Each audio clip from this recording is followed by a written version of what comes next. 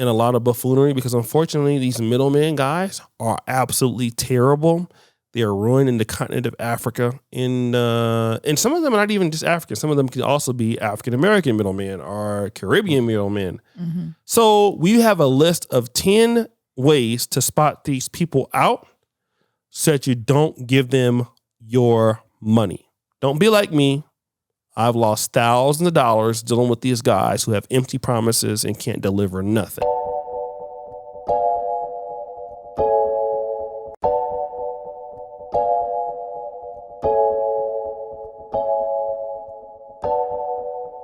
Hi guys, welcome to Kenganda. This is the Read Part podcast. My name is Janita Maya. I'll let my co-host introduce themselves. What the is wrong with him?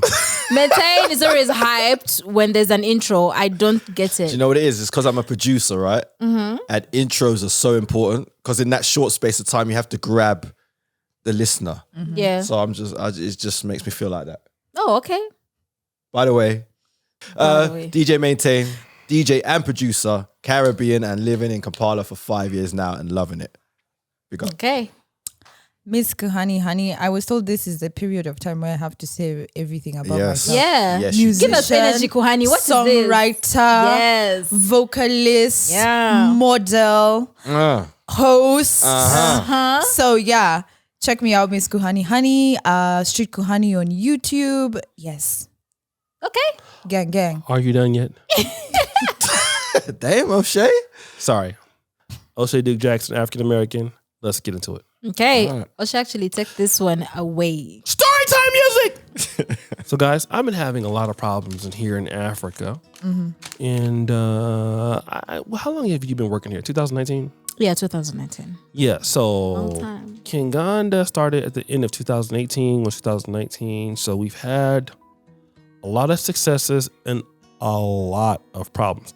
So the problems that I have to fight here in the continent of Africa are these middlemen guys. Okay.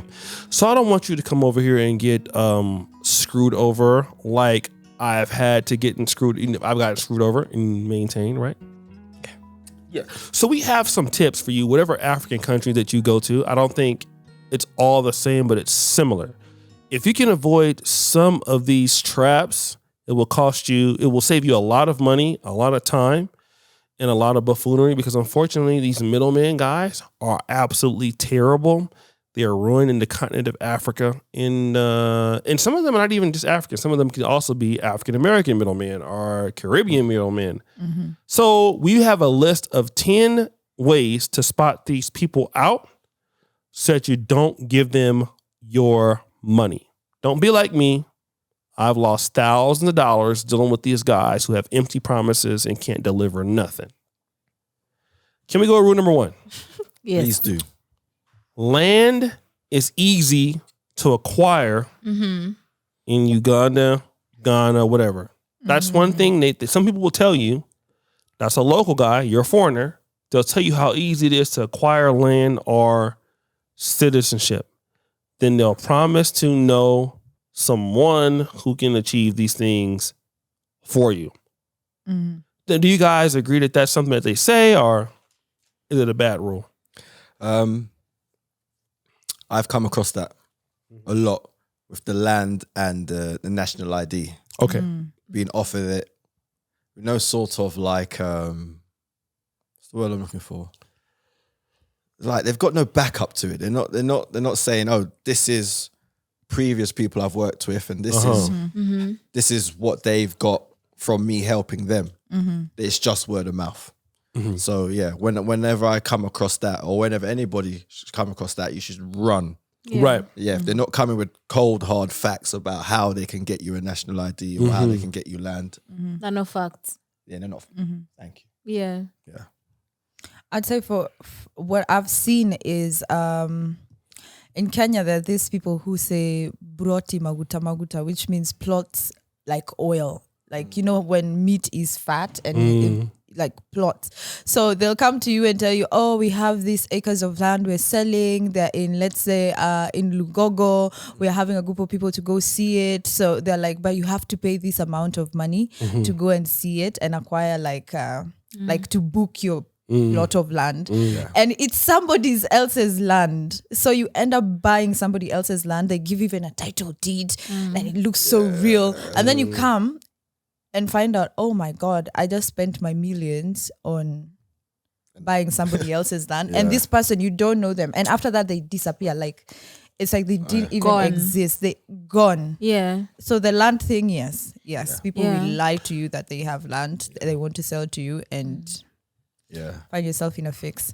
I've heard that before. Yeah. Like people showing up, like everybody shows up on the same day, and say there's 5 people show up, all 5 people have the same title deed, Right. and it's airtight, like the way it's written, tight, all of that. It's It official. looks so It's official. legit. But 5 people show up on the same date with the same title deed. I've heard that a lot. Yeah. I do agree with that point. That's so even for a national, like a Ugandan, you'd think acquiring land would be easy, but It's even hard for It's Ugandans. not, Yeah. like I don't understand why it's a hard process. Someone has money, let them acquire land. Like there's so much you have to go through. There's so much you have to check. It's like a checklist. Go to the surveyors. Sorry, have your lawyer check if the land is legit, if it belongs to the person, tick. Make sure your landlord is like a legit person, tick. Make sure you have to talk to the neighbors of that land you're going to buy to know, do they bring buyers here? How do they go about it? Like there's a lot involved. Yeah. And then when you finally buy the land, here's what they don't tell you. You are going to spend more to get a land title. You're going to spend more to fence the land. You're going to spend more. I don't know. There's another thing I'm forgetting. You spend more to get the land title. And what I know is that after buying land, you're spending more with the land surveyor to do something, because the surveyor has to come and map out where your land is. Because someone can say, oh, my land is that triangle, yet his land is a square. So now if you buy thinking that's the triangle, and you end up being in a square, that means you're encroaching on your neighbors, or the neighbors are encroaching on land, you. It's like a long process. So I understand when someone tells you land is easy to buy, that's the biggest lie. Right. It's hard for nationals and foreigners. Yes. But if you get the opportunity to buy land, do not Take forego it. the opportunity, Take it. because they're telling you it's hard. It's going to be hard, but and in the end, when everything is legit, it will be worth it. Because I remember some time back, I think I was like 15. Yeah. There was an incident where people went and they bought land. The land, yes, it was land. They built houses, they built mansions, God. blah, blah, blah. Coming to know, they built it on a road. So the Imagine. government came, all those mansions down, all of them, people were crying. They're like, Yeah. oh, we need this company to come back and give us our money. The company was not there. Yeah. So all their money is gone. Go on. And you can't build on a road reserve. The Yeah, and president the Zero is talking government about this. doesn't play. Like if the government says this is a road and you start fussing, they will even come during the night. And they'll demolish. Bulldoze everything. Wow. And it's gone. So yeah, it was really sad. My solution as a foreigner, I've never bought land in this country, but I have had some issues with middlemen. I won't mention your name, but eventually I will. Right? So as this podcast gets numbers and we get more protection here, we're going to call you out. But I would say if you're coming to Africa and you love, let's say if you go to any country, you love it. Do what any sensible person I believe would do. Rent first. Don't buy land first. You don't know if you like this place. You may love vacationing here. But if you're doing well, you need to make certain connections. You'll need to probably start a business. Rent first. Ingest Kampala, ingest Uganda, ingest Ghana, wherever you go. Get familiar, add value, let your presence be felt as to what you can do. You're going to meet the right people who can assist you in whatever you're trying to do. So rent first. Don't be in a position where you feel like, oh, land is fixed. I need to buy right now. You're going to have opportunities as foreigners. Don't let anybody have you the FOMO, fear of missing out. That's how people get a lot of people in the diaspora. And I've been here and I do very well. You guys know that. I've never bought any land. Yeah. I buy what I understand. That rhymed. So I invest in this particular business. I invest in our podcast here, things like that. I understand how to work that. The land, I'm not necessarily sure of right now. So until we go ahead, before we do that, we're building our worth in the economy. what we can do here for tourism. Then when the time has come to place, we can go and then the right people can help us and we can get what we need. And still, we're going to double check that. And even lawyers, I have a situation with a certain lawyer, but those things are sketchy. So if you want to come to the country, just rent first. Rent an apartment first. Get the layout of the land. See how it works. Land will always be available for you to buy. Yeah. Somebody's always going to be able to sell, especially like in January, right? Yeah. Yeah. So don't be so eager to build. People will help you do things that are foolish. If somebody really cared about you, they will tell you to wait. But middlemen are always going to make you go. They're never going to have you wait and think about things and give you the right advice. Most African middlemen want you to make a fool out of yourself. And then they will have all kind of excuses as to why you lost your money. Don't do that. Everything you want to do, they'll try to, I can help you with that. But the thing about it is, if they can help you with that, why can't they help themselves with that? Exactly. Most of those guys are broker than you. They don't have anything. I don't care how many pictures they take. Most of those guys, 99% of the time are broke. Because if they were rich, you wouldn't be able to access them. If you can access middlemen, you can access them because they're unsuccessful. So that's the first thing. Yeah. Very good point. Go ahead. No. What's the next point? Okay, so let me maintain. So basically, you'll get a middleman who will start to name drop. Number 2, name dropping, excessively name dropping. He will take pictures with people. He'll always have pictures on Instagram. He may even have a verified check mark. Oh my God. Things like that, right? Too specific. No, I'm just saying they can do stuff like that, right? So I know these persons that can help you do X, Y, and Z. Maintain. Have you ever experienced that? What, the name dropping? Yeah. As a DJ, I've experienced it a lot. But luckily for me, when I came here, I met a lot of influential people in the entertainment industry. So if you're name dropping to me, you better make sure you know them, because I can then double check. Like, do you know? Hani said she knows you. She knows you, and they'd be like, who? So you know what I mean? Like, don't when people name drop excessively, out of context, they probably don't know the person at all. The issues I get as a DJ here is the payments, the offers of this and that gig, and then they never materialize. Give me an example. Storytime music. So, for instance, I get told about a gig. Looks all legit.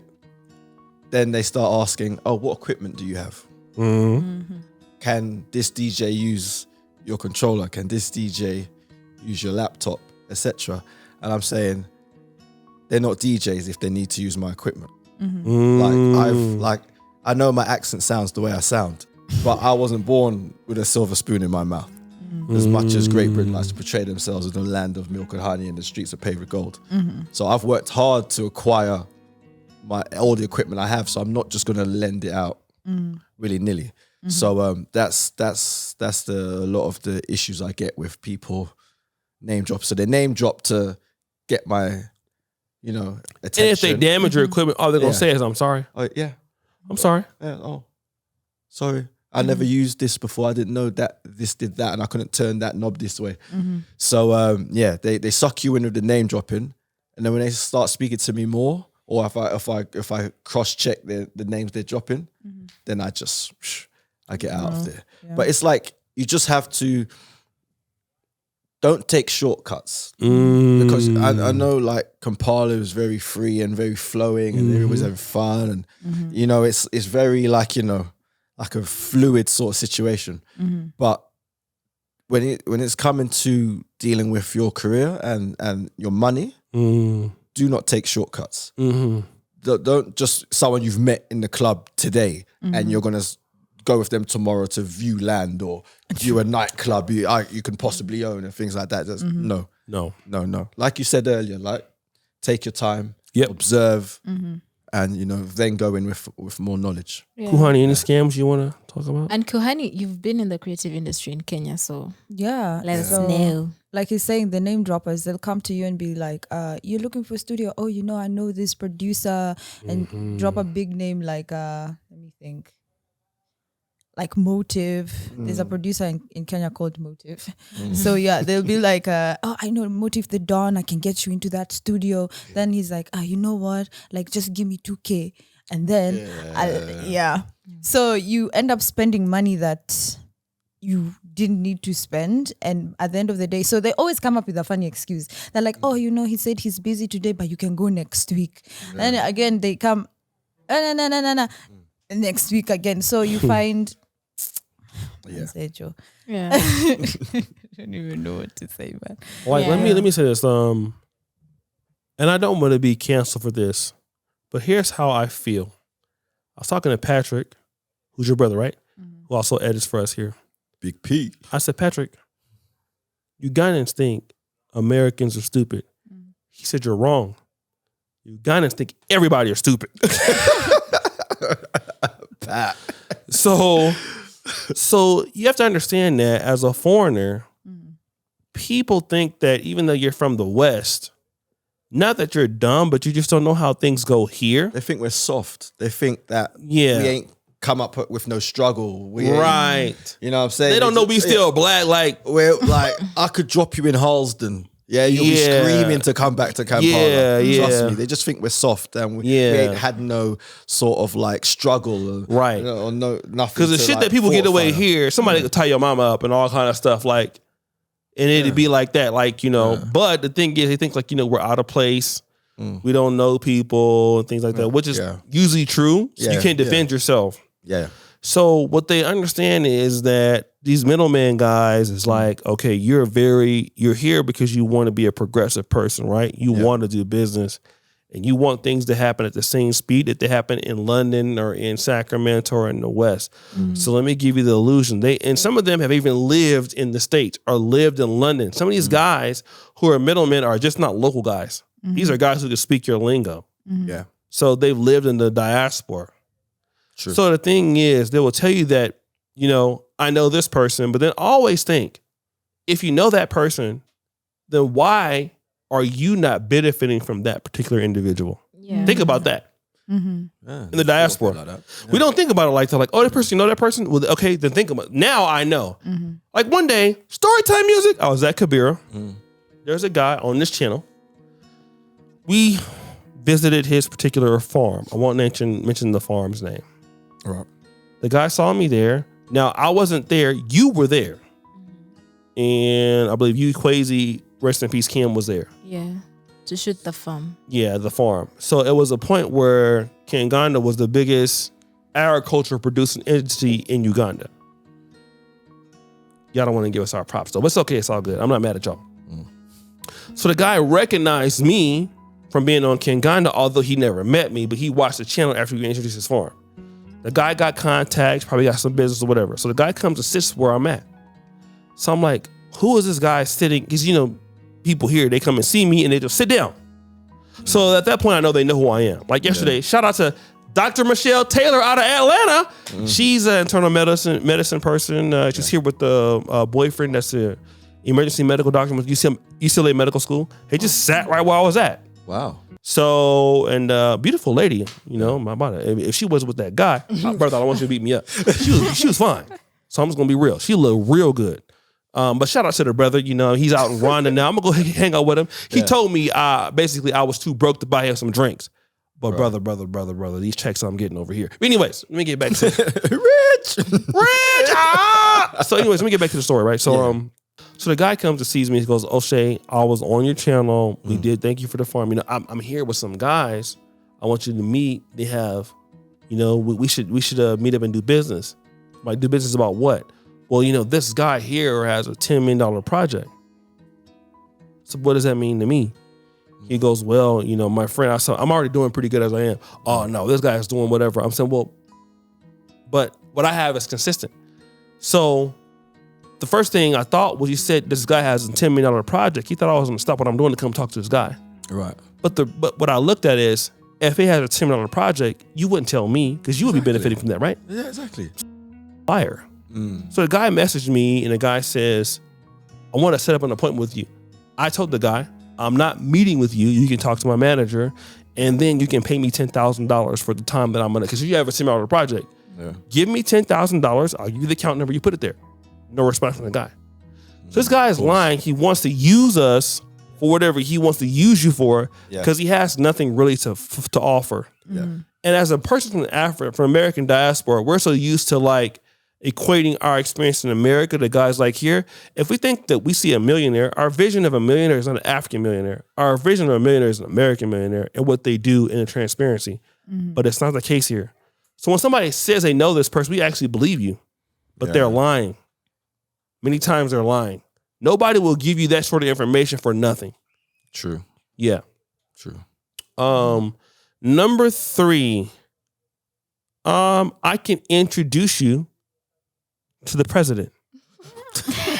That's the biggest lie. Let me jump in before everyone else gives that 2 I cents. want to hear this. That's the biggest lie. And Ugandans, well, some Ugandans like to do this. Like, oh, I work in the state house, or I know someone who's in the state house who can help you. Do you know how hard it is to meet the president?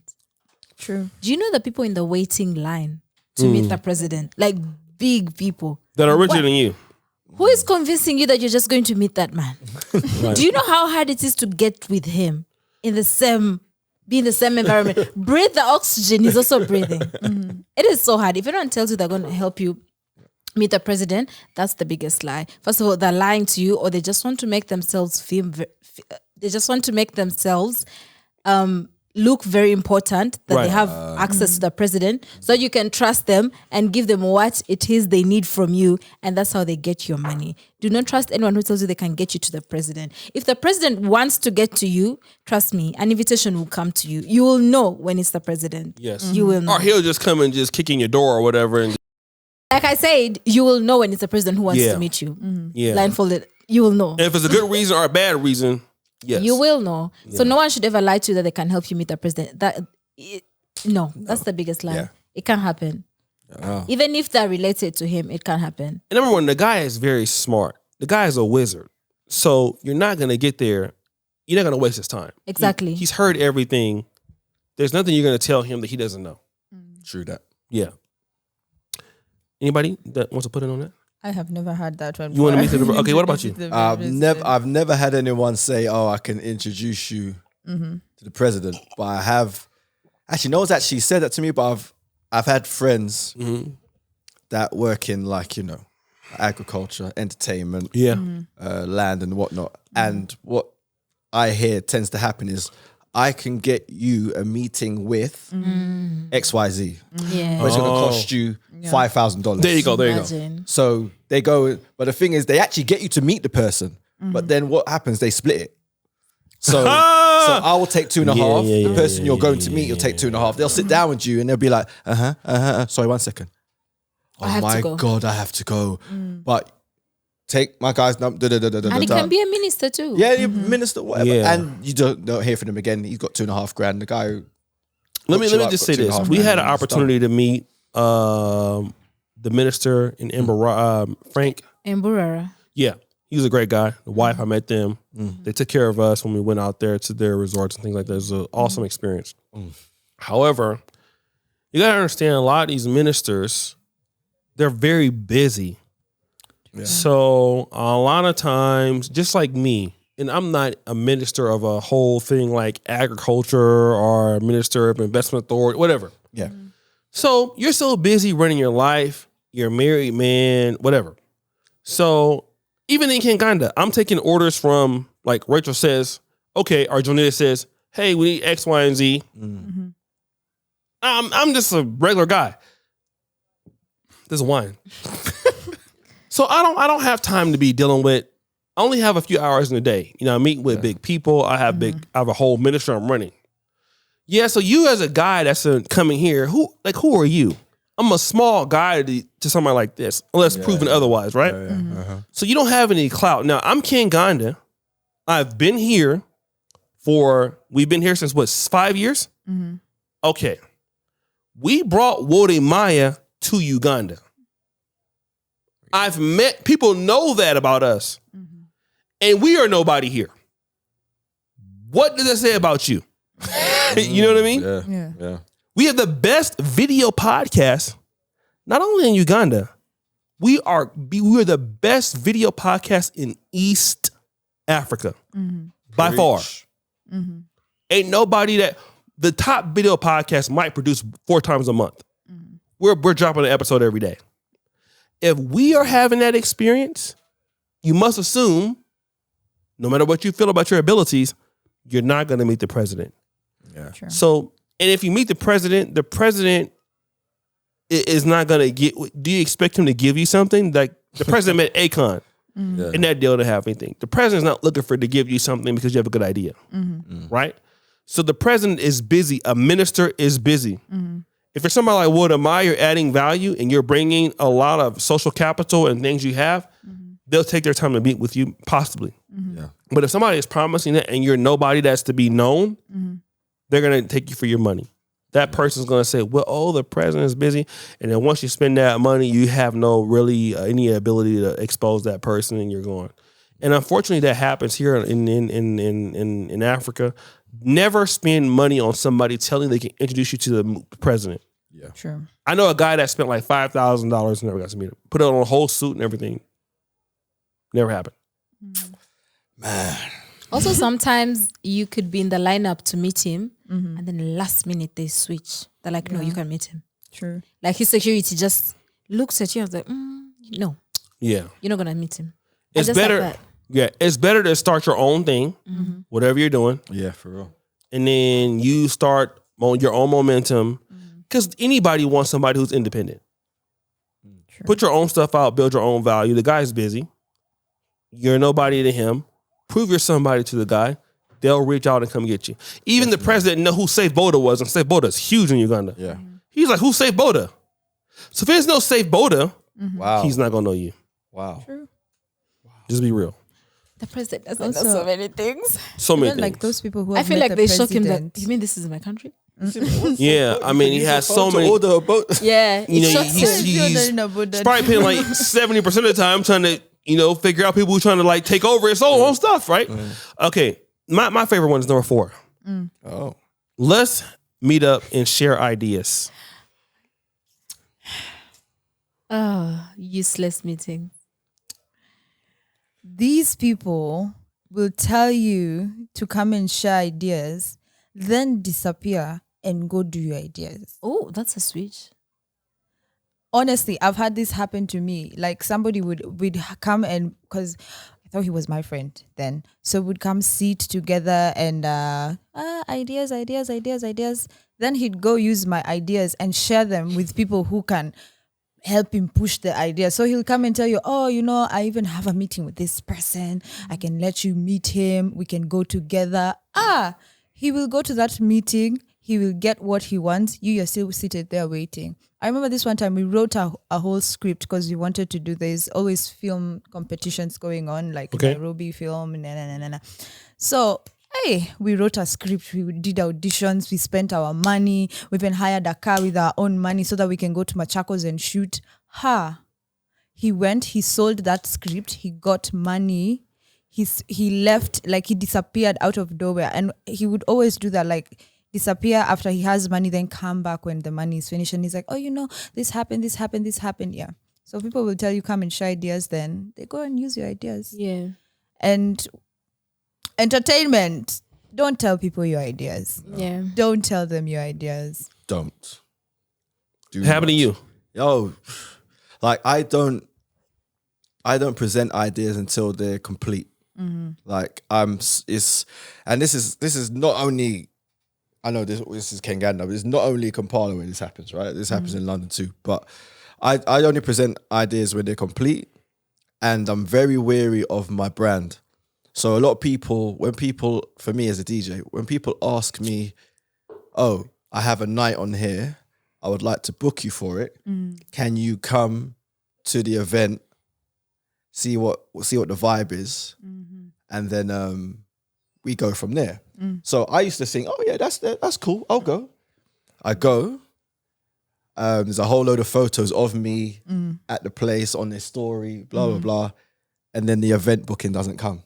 So they clearly just wanted me there because I'm getting momentum in Kampala. I'm not known everywhere, but I'm known in certain parts of Kampala, certain bars. So it's a good look for them to have me there. So that they can say, oh, you see, we've been had maintained game. Yeah, exactly. But the booking never comes, never materializes. True. Yeah. To switch it up, I know O'Shea is pressed about this idea because so many Ugandans ask to meet with him because they just want to meet with him and then they just waste his time. Do you know, I feel like sometimes they say let's share ideas because they just want to hang out. Yeah, But they have no way of saying they want to hang out. So they're like, let's meet for a business talk. And they're just going to waste your time. But they don't know how to say, oh, we're just hanging out. So better to say, I'm going for a business meeting where I have a good time than just going to just chill. Yeah. So for some people, when they say, let's meet up for ideas, half the time they just want to hang out. Then the other half is they just want to waste your time. Half of them just want to waste your time. Yeah. It's an idea without a plan. They just want to hear what you have to say, to see what they can steal from you or how they can use you to advance themselves. So it's just True. I would prefer if you just said to me, maintain, you seem like a cool guy. I've heard you DJ before. Let's hang out. I've got a table, etc., etc. I'd Can you give a shout out to her brother? Yeah, sure. My brother Daniel Mugisha. I gotta give a shout out to my brother, man. He's living in London, he's in Uganda. One of the greatest guys I've met here, man. He's a real solid guy. Yeah. But for me, my case is I meet some solid guys like that, but it's not like very often. But the brother is like, I met him at the gym. He's a real cool guy. Solid guy. Solid. It's a lot of guys like that here. Oh yeah, there is. Definitely. But the thing is this, like when somebody sees you and they say, let's meet up and share ideas, again, they realize what you have to offer, and then they're going to try to veer.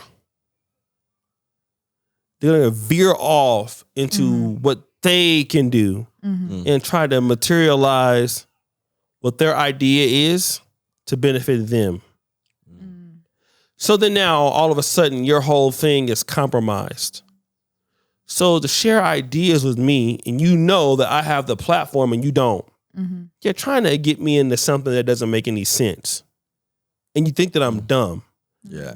You Americans, like Africans, this is not everybody, but these middlemen guys in particular. A lot of honest Africans in Africa. Most people I've come across in Africa are not shady people. Me too. I drop money, they tell me. So we got to, most Africans are taught, thou shalt not steal, thou shalt not kill, thou shalt not lie. Most people are honest that I've met, even though Africa get a bad rap. Yeah. Because there's one time I dropped my phone. yeah. Some girl brought it back to me, right? Yeah. So African people know God.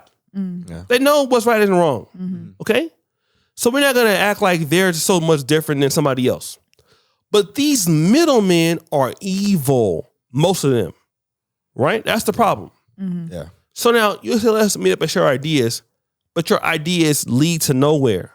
And if anything, it leading to you. And some of these guys are desperate. I get it. You know, they have problems. It's a hustle. I get it. They have bills they got to pay and all of that. But now if you want to share ideas, there's a reason why you want to share ideas with me, because you feel like I'm somebody valuable. Yeah. If you want to share ideas, you tell them this: give me $10,000. If you really want to share them, you'll share them. Now, I'm saying that to say this.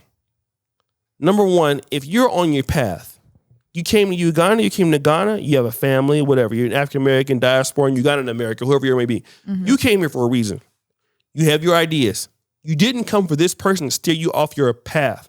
And that person don't care about what you went through in America. They only care about what they're going through here in Africa. True. So don't let them take you off your path. Good point. You want to share ideas? Usually these people are not serious as you.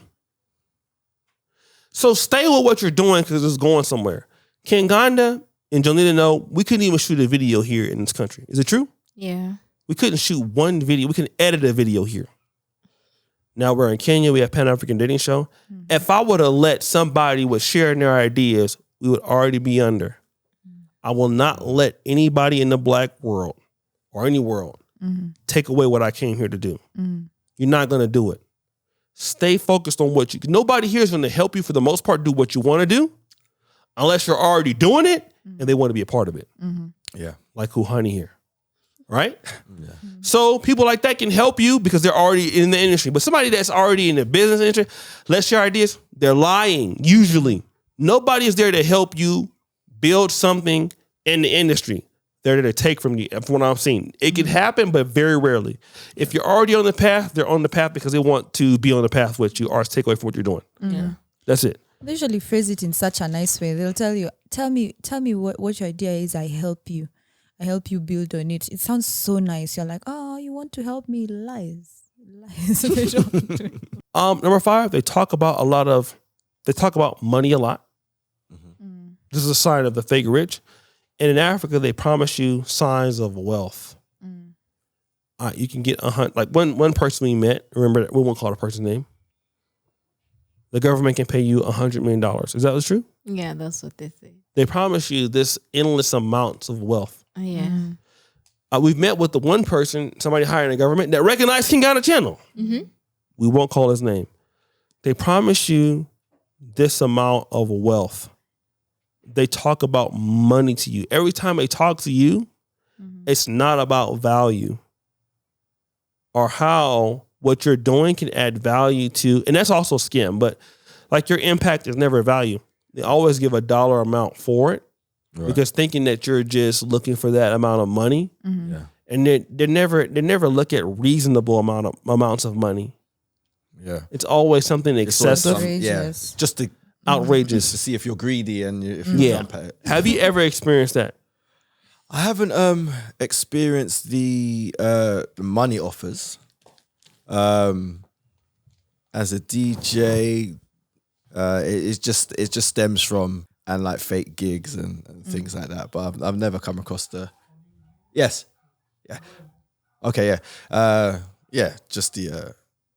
equipment.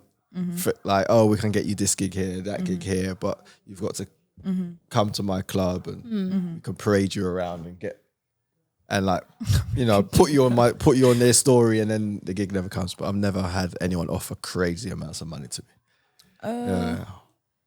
I have had one where they tell you that if you do still government projects, especially the government projects, they're like, oh, they're offering people this amount of money, so you just have to go and register and fill out this form, but there's a fee you have to pay. So like, let's say you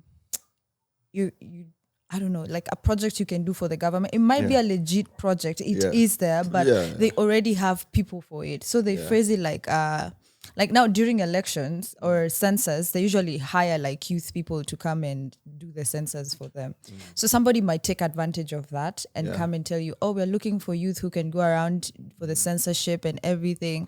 And no, you need to pay this amount of money so that I can give you like the badge or something. So and they tell you, the government, because it's a government, and government, when the government decides to pay, they really pay. So they will tell you, oh, you're gonna get paid. They're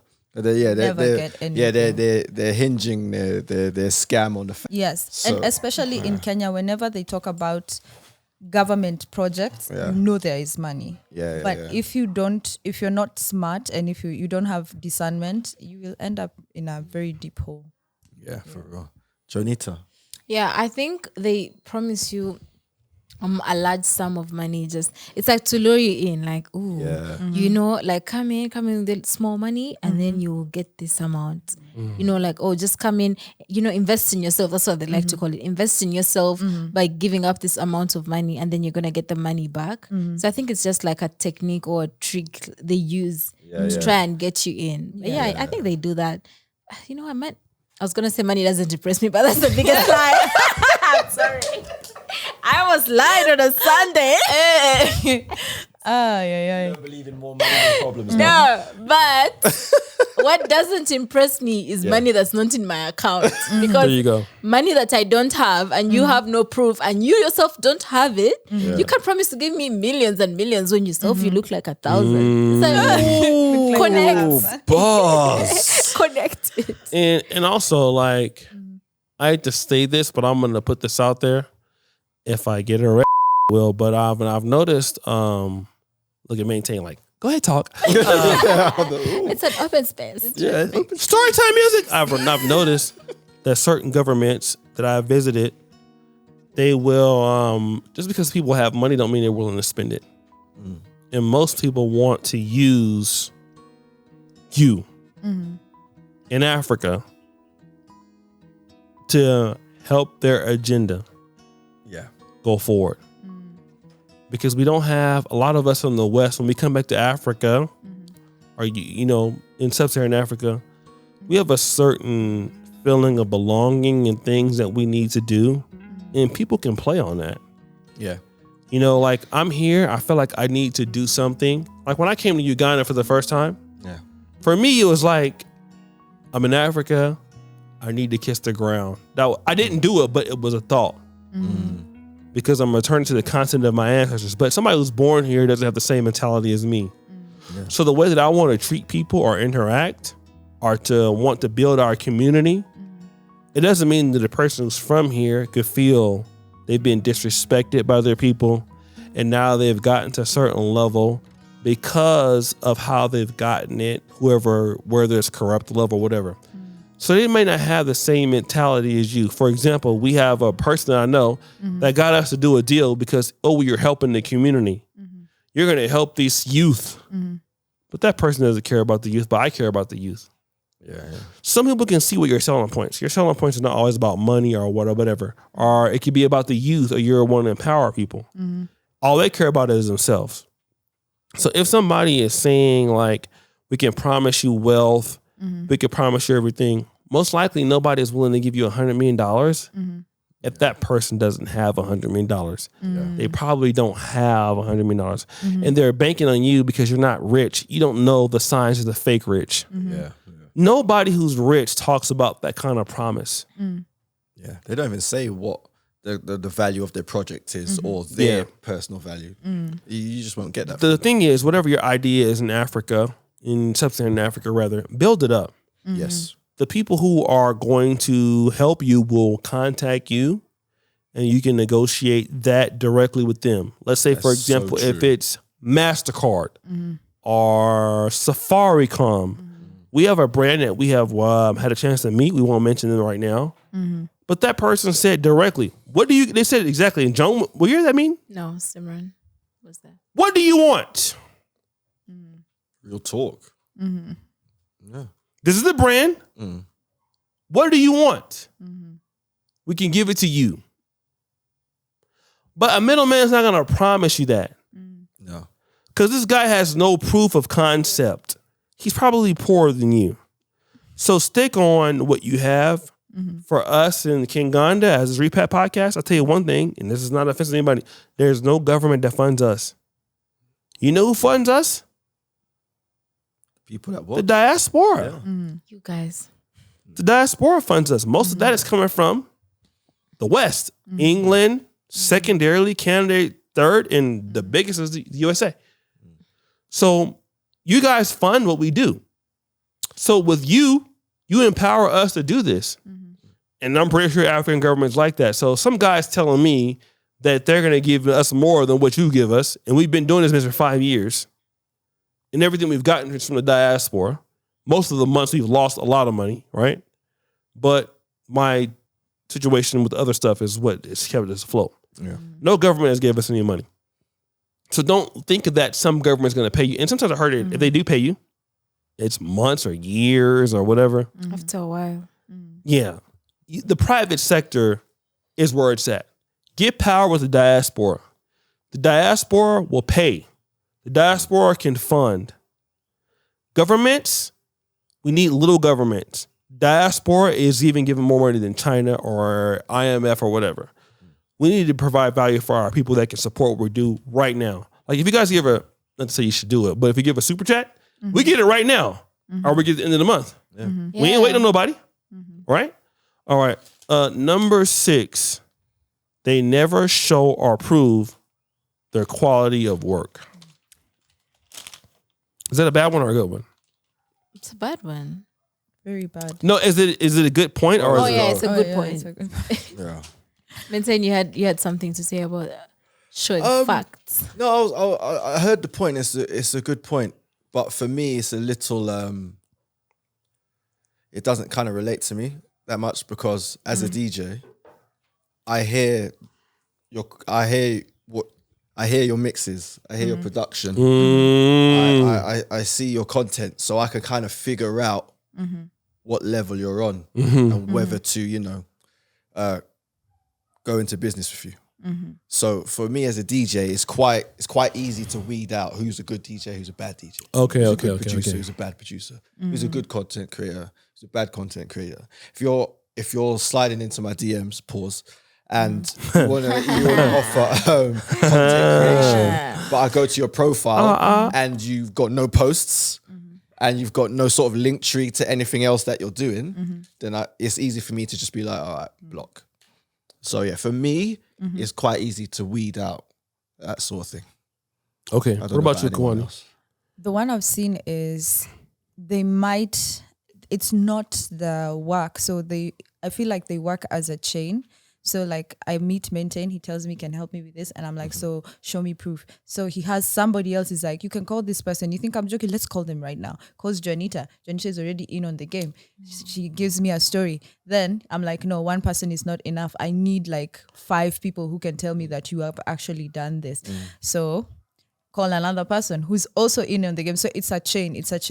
So you, at the end of the day, you get out of there with the mentality that, oh, this person actually has proof. Even when people ask you, you're like, no, I saw his work. I spoke to people who have worked with him. But no, they're all in it. So you end up getting caught. Hold on. Story time music. So you were not there at the meeting, but me and Rachel had a meeting with a particular network who wanted to buy the Pan-African Dating Show series.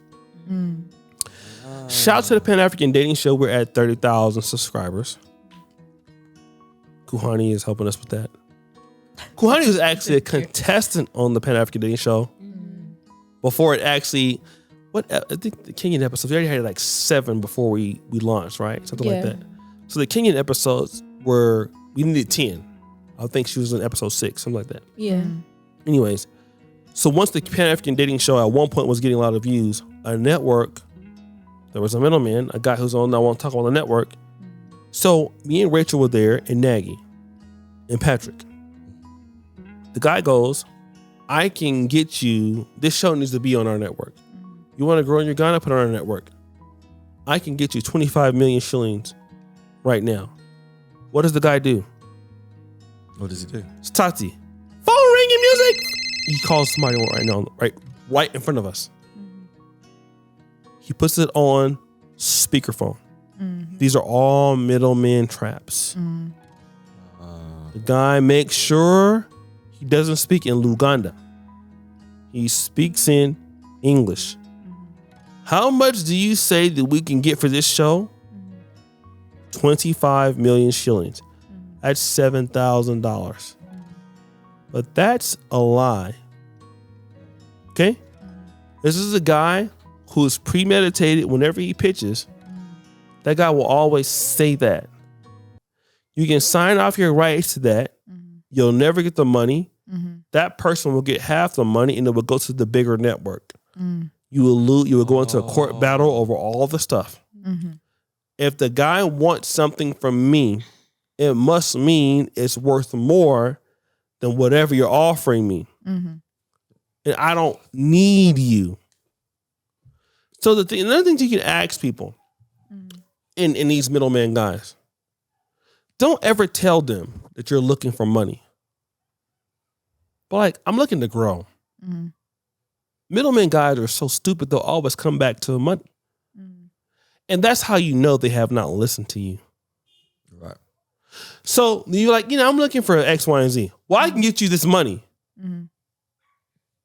Because they're too stupid to know that they won't listen to. They're going to always try to gear the conversation towards an amount that you feel. If you tell them you're not looking for money, they don't know how to deal with you because everybody's looking for money in Africa. But I'm looking for X, Y, and Z. They will never articulate what you're looking for because they've never thought about that. They only think of terms of dollars, which they will never give you, but they'll only think about that. So if you leave money aside, they're not smart enough to adjust what you're looking for other valuable things. And they have no proof of how they can do that for you. Right. Because if they're looking for you to do something already, if you're on YouTube, I'm a YouTuber, right? That's why it's good to know your industry. A middleman can never out-preach or out-teach your industry you already know. True. He can only trick you on something you don't know. But if you're versed in that, like if the guy offers me $7,000, that's little money for me. Yeah, that shows he ain't done his research. If he's offering you $7,000 for the Pan-African dating show, So I know I have bigger market than that. Yeah, exactly. Even if you're giving me that, that doesn't. It's too little for what I could get. Yeah, and if he's going to be too stupid to realize that. Yeah. So they're always going to take that road. They're never going to listen to you. They think you're dumb. They're going to give you an offer for money that they'll never give you. And like she said, they have a guy that's already in on the deal. You never take these guys serious because if he could access that money, he wouldn't be working for them and he wouldn't be living in a situation because that guy is probably poor. He's been a nobody for years in that particular company. And that's a guy that nobody takes serious. He's a little guy. He's a little guy. You ask him what he does there, just call it. If you know somebody who works there, who's this guy? Nobody knows this guy. Oh, he's a little guy. How is he brokering the deal? He wants to become a big guy at your expense. Yeah, exactly. Never deal with a guy like that. Always deal, if you're a diaspora focus, forgo the local markets and deal with what you know in the diaspora if you have that opportunity. Always forgo what's local for the diaspora. Always, if you can do it. Sometimes you can't. Whatever you can do, avoid middlemen. Well said. So I talk about promises of wealth, right? Let me see this here. They use a lot of motivation. Typically, they come in forms of motivational speakers. What number we at, point-wise? This is number 7, I think, now, right? 7. But I'm going to change 7 for whatever, for 8. They use, like, their motivational speaker, their advocate for Pan-Africanism, they're community leaders, community developers. They give themselves titles that you can't really prove. Right. Yeah. Have you met those people before? For me, I haven't had any personal experience of that. What was the point again? So, Motivational like speaker. they say they're motivational speakers, yeah. leaders, life coaches. No, I've been pretty lucky with that because everybody that's hit me with a motivational speech is normally affiliated with like Life coaches. Nah, I've been lucky. I've been lucky in that sense. Everything I've come across in that sort of field has actually panned out. I have to big them up. They're called the Breakdance Project Uganda, and that's the people I mainly work with. And they at the shearing center in Zambia. They teach kids how to break dance, and then they used to have a show before lockdown, but it hasn't come back yet. And they put these kids and they would battle against other kids doing break dancing and give them exposure and new experiences and things like that. So for me, I've been very lucky in that sense. Yeah. But I haven't really come across the motivational speaker scams. I'm lucky in that sense. Oh, well, lucky you. You got scammed. Yeah. You got scammed? Did you get scammed? No, I was Did you just buy holy rice? Life coaches? no. Oh, okay. What I was trying to say is, I think the reason why you trust someone who who you think wishes the world the best, right? Right. If I come and say, oh my God, everything is positive, la la la la la la, you're gonna end up singing my tune, right? Because you also want to believe in what I'm saying. So I feel like that's how they get you, because they're like, oh yes, we want to see this country get better. We're trying to do this and do that. You know, believe in yourself. Yes, you can. You know, it is you're the center, such things. Like, it's like how, no offense, pastors get the flock to give up their money because they trust them, because they're feeding them this whole story of restoration and positiveness and, you know, a beautiful future and whatnot. So if a middleman or a scam artist came to you and fed you that same story, I'm sure some people end up believing that. Yeah. You know? True. Yeah. Unfortunate. You? Most of them, the ones I've seen, are pyramid schemes. The pyramid schemes guy, they're the ones who like giving you motivation. They're like, you see, you made this money this week, so go and sell some more. Yeah, same thing she's saying. You are the sun, you are the center, it's about you. They will tell you all those things. Started. And we used to see these people in high school. The motivational speakers who would come to high school and they are brought to talk to you and they're telling you how you're going to drive a Range Rover. I'm like, bro, By age you 23. came here on a border. Why are you not using your own advice? And they'd sell you like t-shirts for books. for outrageous prices. And people would buy. That's the funniest thing. So I feel... Don't look for validation in these people. Don't look for validation in these people, because if you're looking for validation, they will give you at an expense. Let me just say this: do you have Pan-Africanism motivational speakers, and they'll put themselves as life coaches, websites, and all in the name of Pan-Africanism. They'll have interviews with bigger people. They attach themselves to bigger platforms. Everybody's doing that. Middlemen are doing that. They'll take pictures of presidents. They can scheme their ways and shake a hand. So to advise you, okay? So if you look at a guy's Instagram page, something like that, right? Yeah. Let's say the guy is verified.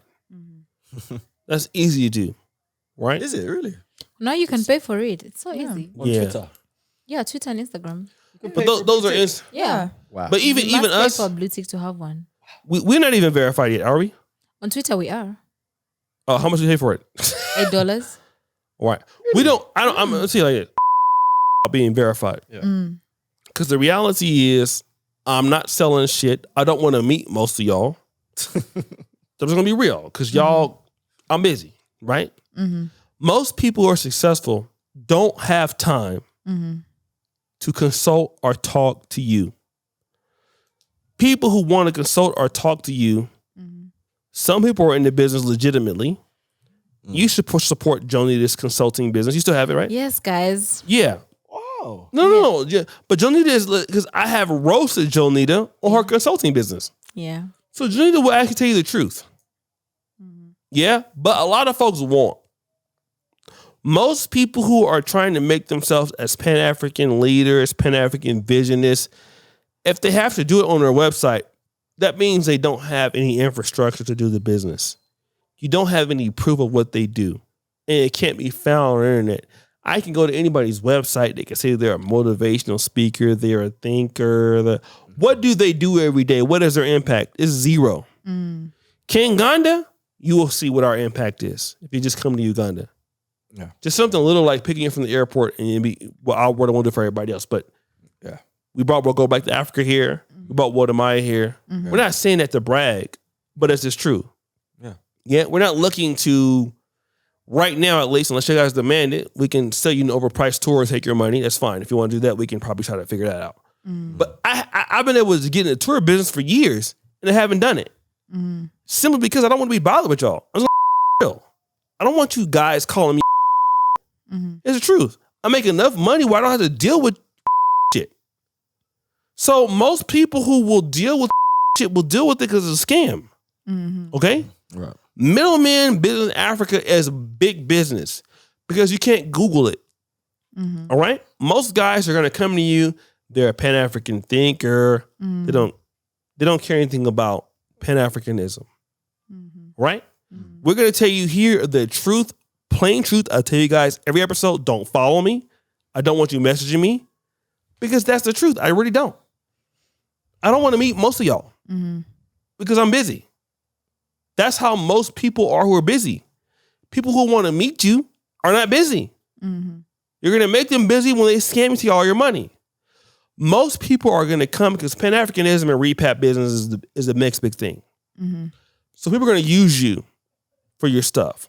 So we want you to not get caught up with that. Somebody's website, their personal life coach. Most people who are life coaches have fucked up lives. I don't want to be a life coach because my life is already good enough. Yes. The last thing me and Maintain want to do is meet you. It's the truth. It's the truth. We have our life here. We'll meet you, but we don't really want to like tell you that we're a life coach so you can buy our product to make you. No, we don't care about you like that. It's the truth. You might want to hear it, but it's the truth. We're going to tell you the truth here. We don't wake up in the morning thinking about life coaching you or making positive Instagram quotes and positive quotes to make our life think you need to follow what we do. We don't like you that much. It's the honest truth. Nobody's going to tell you that, but it's the truth. Don't get scammed by these guys. These guys are crooks. Yeah. Is it true or am I lying? No. True. All right. Facts. Number eight. Yeah. They talk about themselves a lot and they hate on others. Like, let's say, for example, if you're doing something with somebody else, they'll be like, well, you know, that person's not X, Y, and Z good. Avoid them. Avoid them at all costs. All costs. I think, you know what? It's like, it comes with the territory, right? You get a little bit of success and you're not this person, you're not who you were, this, that, and the other. Like the other week I played, I did a remix. I did a Joshua Baraka. I just did it because I loved the song. I did a Joshua Baraka remix of Nana, right? I played it and so he was a little bit drunk. But normally when you're drunk, you tell the truth, right? It's like truth serum.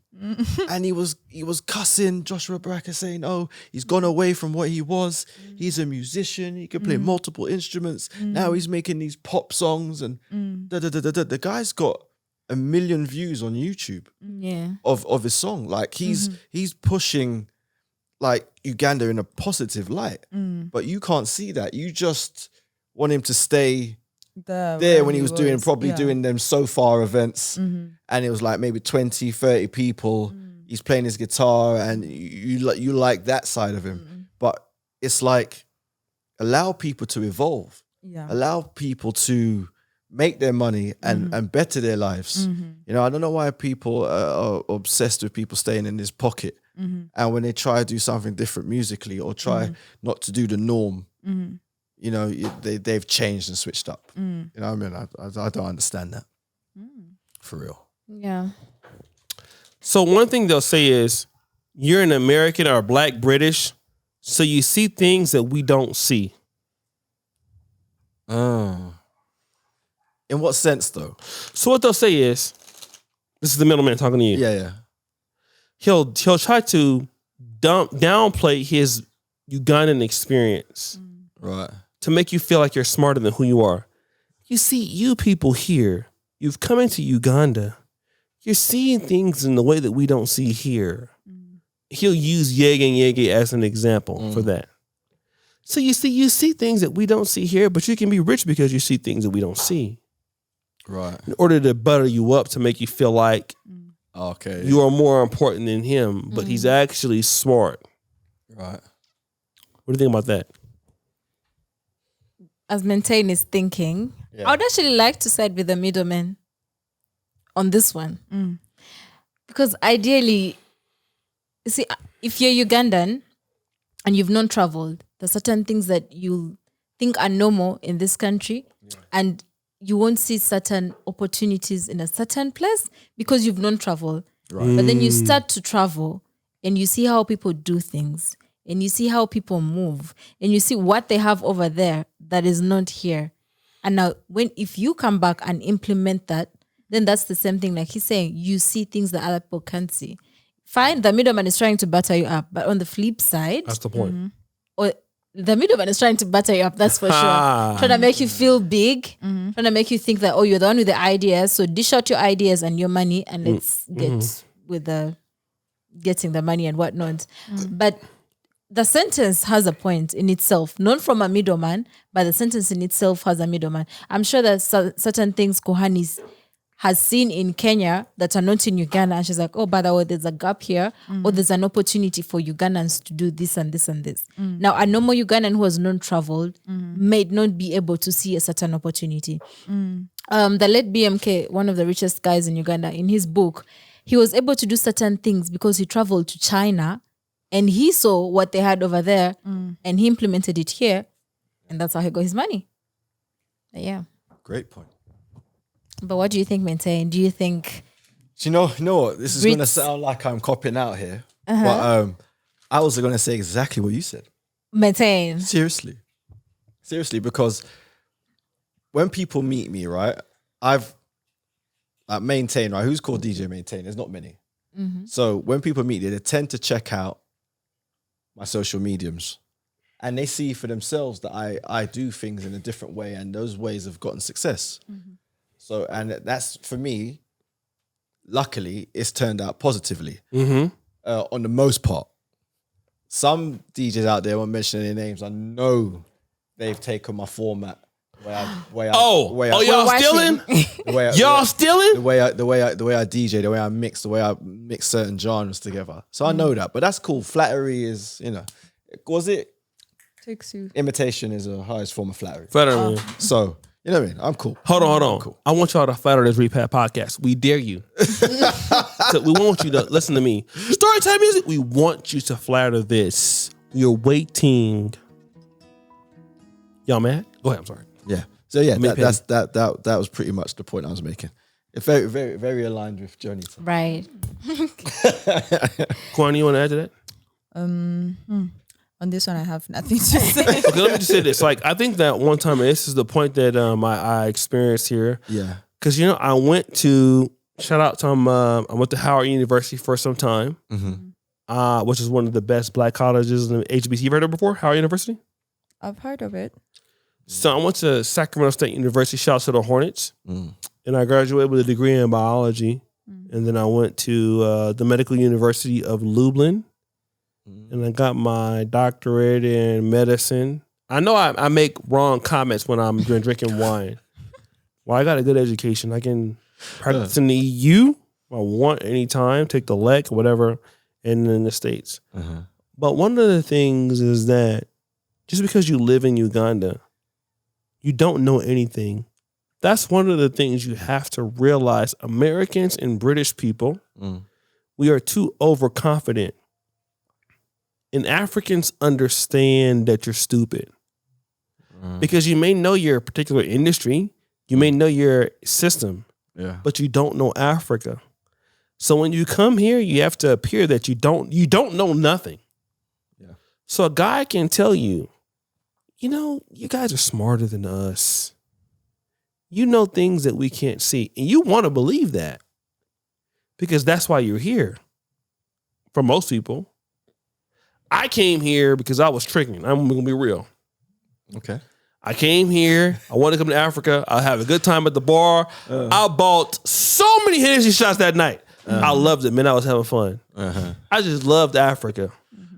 So I was looking for a reason to come back. Right. I didn't even know who I was talking to. I was just buying drinks. But I love Uganda so much. Kenya, I was hating on Kenya, but now I think after experience in Kenya and finding my daughter here in Kenya, I might have to go back, right? But when I came to Uganda, I really loved it. I enjoyed it. The second time I saw, I was going to stay here forever. But Africans know that you're dumb. I wouldn't say dumb. They know you're dumb. Americans are dumb. Yeah, I don't think because we're dumb. No. They know we're dumb. Because the thing is, you think you want to, you believe that you're smarter than them, but they're still Homo sapiens. They're in the same generation of humans that they can think too. Ugandans are very smart. You think they're not smart, but when it comes to Uganda, they're much smarter than you. You don't know anything. They can tell you that you can see things in ways we can't see it, and you want to believe that. It's kind of true because I feel like people from the diaspora are much more exposed to some things. Like, for example, in the industry, the music industry. If a musician was started off, let's say they lived in the UK or the US or somewhere, Yes. when they come back here, it's easy for them to penetrate this market. It is. Because they have been exposed to something that the local artist has not been exposed Right, but if you're coming from the diaspora, you've never been in this industry, you don't know. Like Maintain or me, we learn by the school of hard knocks. That's a good point. And I don't want to drag this out any longer, but as well as a DJ, I work in construction, right? I'm a quantity surveyor. So the thing that happened to me was I was introduced to a guy who was also a quantity surveyor. And he said, oh, you two should work together. Da, da, da, da. And it was very innocent. He sat down with me and says, yeah, I'm working on a project at the minute, but the rats keep chewing through the electrical wires, etc., etc. I don't know how to stop it. And he said it very innocently, like it was a passing comment. He said, have you ever had these issues? Yeah, I have. He said, how did you deal with it? Because the meeting was he wanted to employ me on a freelance basis. And I said, yeah, what you do, they sell them in when ShopRite was here. It's now Carrefour. You just buy, wire wool. You buy that, you put it in the pipes that they're coming through. They can't chew through it because it's metal. And he was like, oh, okay. That's how you dealt with it. He was yeah. Never heard from him again. Moment of clarity for me to that. Yeah, he's like, oh. So yeah, that it does happen. Yeah. Okay, so I have two ones. One, I'll say this for a bonus. They hang out at expensive places like Cabera, Negru Skies. What's the one French hotel you hang out and you did before? The French hotel? There's a big time hotel. What was the one hotel we went to before? Latitude. Yes, they hang out places like that, but but you'll find out they only order bottled water and coffee. Yeah. They never offer anything. They never buy big shit. But number 10, they just don't never really understand the business. So if you ask them certain questions about the business they're in, they can't answer them. Yeah. They don't understand the value chain. So most middlemen, if they say they're doing well, they can introduce you something. Ask them what's their industry. They can't respond. And then if you know your industry, ask them things that are protocols as a business person they should achieve. They're going to fumble the ball. They don't know. Most Americans take them at ask them, if we were to run this business, how do we run the business? If you know how to run the business, you know how it goes, right? Because you have practical experience. Yeah. Most people in the diaspora don't have any practical experience in the business industry, and they're starting their first time here in Africa. But somebody like me, I have practical business experience. So I'm going to ask you certain questions that at a certain level, if you get down the line, I know if you're smart, you can answer these things. Most guys can't answer how to run the team, the daily administration, things like that, because they don't have the experience. Right. So most guys, when guys give you a deal, how do they do this deal? This is a business idea. How does it run every day? Tell me. And you get silence. They'll try to guess, but they won't know. Let's say if you go into poultry. I don't know poultry, but I understand general business. Yeah. How does it work? Well, and it's not gonna make sense because they never dealt with this. Right. So the more you ask them open-ended questions, the more you're gonna find out these guys are idiots. So you need to ask them open-ended questions. They want to give you, if you think about doing business with them, what you shouldn't. Ask them, how does this X, Y, and Z work day to day as a process? What they're going to probably do is think what you want to hear. Oh, yeah, we can have somebody else deal with this. You'll be able to go somewhere and stay in the States, and then you'll be able to do this. But the real reality is this. I'm saying if in Africa, you have to be on the ground. There's no way you can develop anything in Africa and not be there. Anybody who tells you something opposite of that is a liar. I am here every day. Jonita will tell you I work, every day of the month? I work every day of the year. I know. Yes.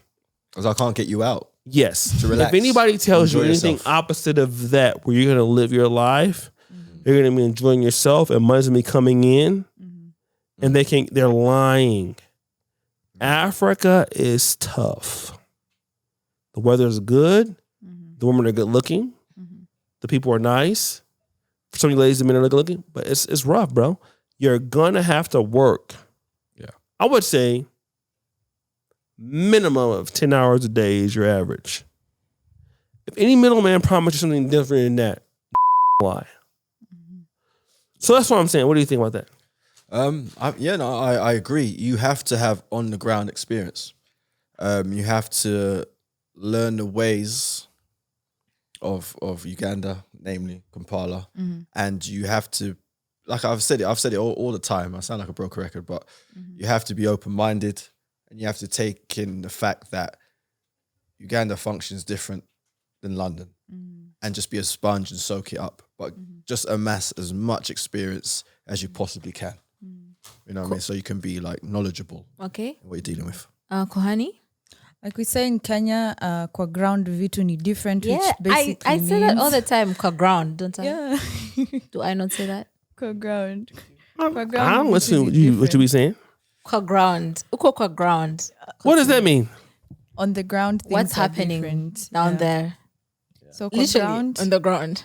kwa ground vitu ni different. You might think, which basically means on the ground things are different. So you might think it runs this way. Then you get to the grounds and realize, You it's get a there. whole other story.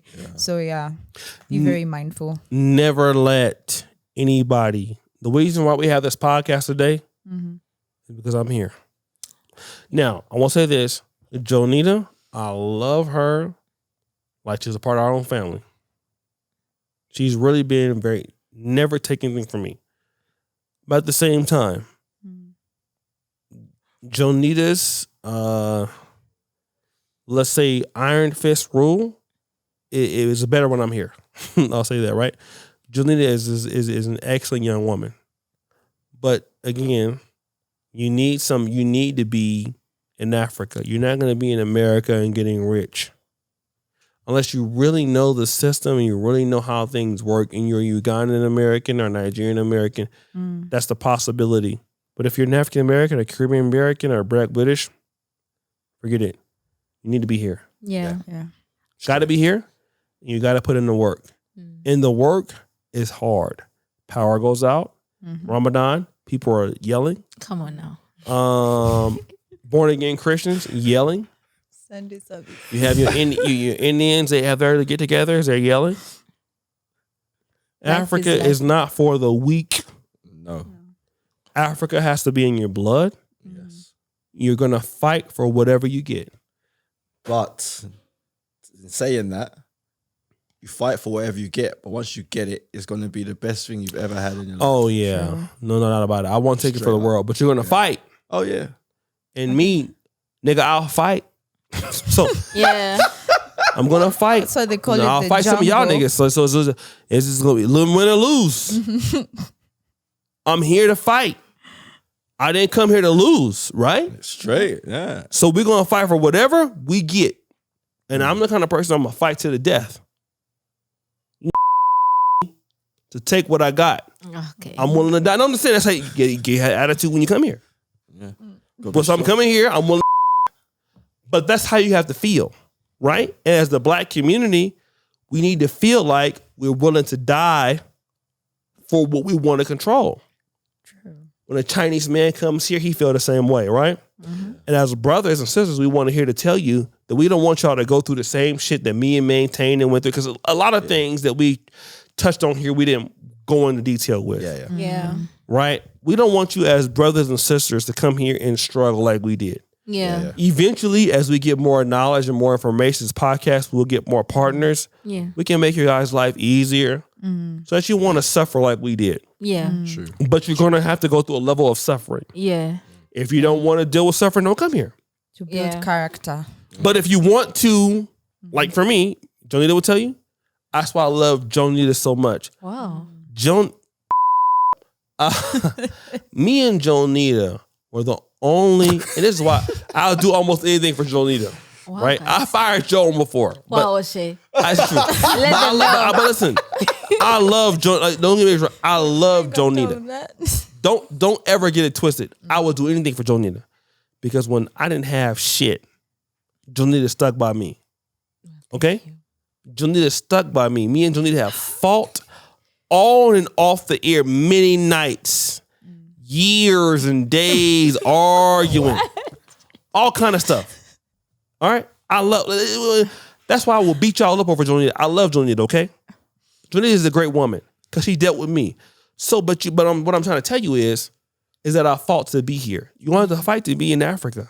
It's not fair, whatever it is. But again, don't let nobody tell you it's easy because it's not. Yeah. It might be easier because of the Repat podcast, but it's hard. Okay. That was well said. Thank you so much for that. I'll take a sip of this drink. Avoid middlemen and middlemen. We coming for y'all. Watch Don't our even worry podcast about it. so that you can navigate Africa or Uganda better. Yes. Also, support my business consultation. Reach out to me. How much you charging that book? Raise the price. No, but you know what? I will actually pay have it. an ebook now. So like, if why you're, haven't you told me Are they, I know. Listen. Jonita getting all this money on the low and not telling nobody. If you are a tourist or like if you're planning to relocate, there's an ebook with like specialized pages with like plugs and everything. Put it in the comment section. No, I'm sorry. Jonita be doing all kind of consults, going over to Europe and stuff. What? Rich. You know what? I'll talk Me and you about were it. talking. You want the Yeah, one? it's actually on Amazon too. What? But yeah, Okay, Johnny, me and you, Yeah. I'm upset with you. let's. Jonita is killing off of Uganda for sure. But no. But I'm trying to. I'm trying Listen, to get the people. Jonita has gotten thousands from Uganda. I will never know. I will die not knowing. No. O'Shea. Guys, let's end this episode. Yeah. Follow, Exactly. maintain She don't wanna be exposed. at DJ maintain, Kuhani at Kuhani. Do not message O'Shea. Follow us on all social media platforms at. Is O'Shea's platform do not message O'Shea? No, do not message him. Just don't reach out to him. If you have any links or anything you'd like to share us, email us at teamkenganda@gmail.com. Follow us on all our social media platforms at Kenganda Nation. If you want to see Miss Kuhani Hani doing her thing, subscribe to the Pan-African Dating Show. We'll see you guys next time.